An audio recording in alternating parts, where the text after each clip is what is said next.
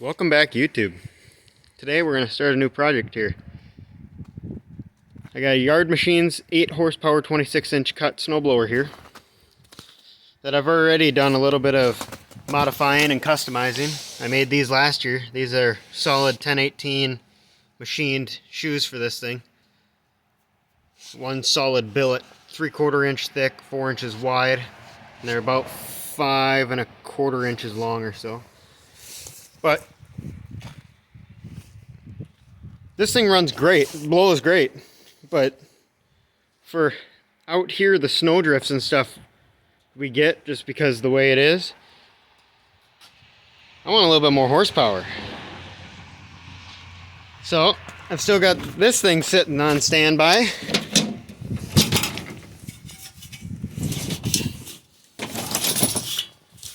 Waiting for a home. So I don't see why that can't be put on that. And to give you an idea, here's a 5 horsepower Tecumseh engine compared to an 18 V twin. Yeah, quite a bit more. Now, here's what's going to be interesting. This is going to require quite a bit of machining work, which is all right because that's what I do. So this engine has the shaft cut off, which is a problem, but I'm going to work my way around that and still use this cut off shaft. I'm going to build a jig to be able to center drill and tap that shaft. It'll be just a collar that slips over it with a center hole that's got a bushing in it that's sized for my drill bit to be able to drill it. And I'll have one for the drill, one for the tap, one for the center drill. But here's where the problem comes in. This is a single shaft engine, but this is a dual shaft engine. Once I get this cover off, I'll show you. But there's two, you got the main crank and you got a secondary crank here that comes off of the camshaft, and it spins at half the speed in reverse. And that shaft then powers the drivetrain, make the tires turn, and the crankshaft is what powers the auger to make the blower run. Now, how is that going to work? Because I got to reverse, somehow come up with a secondary shaft to reverse. So here's what I'm going to do. It'll become more clear once I start building it, but I'm going to put a sprocket on here. Alright, and I'm going to put an idler sprocket over here. And then I'm going to put a bigger sprocket down here. And I'm going to run that chain across the top of the idler, underneath this one, over this one, and back around. So it's not going to loop around this shaft, but it's going to loop around these two other sprockets. In that case, when the engine's spinning in this direction, the top of the chain will be pulling this direction, and the crankshaft will be spinning this direction. Crankshaft this way, countershaft this way. At a 2.5 to 1 ratio when I'm done, because I'm going to put a 2-inch sprocket on there, and I'm going to put a 5-inch sprocket on this. So every 2.5 turns of that will turn once. So I can slow the gear train down on that snowblower and make it chug more snow.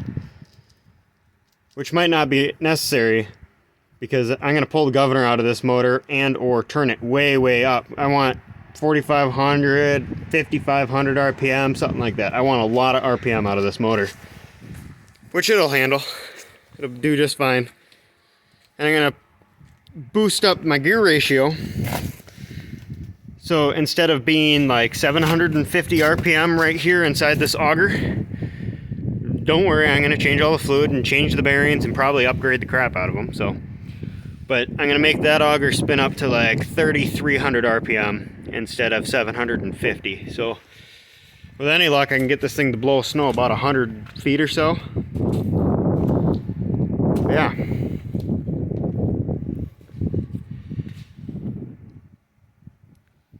That'll be a fun one.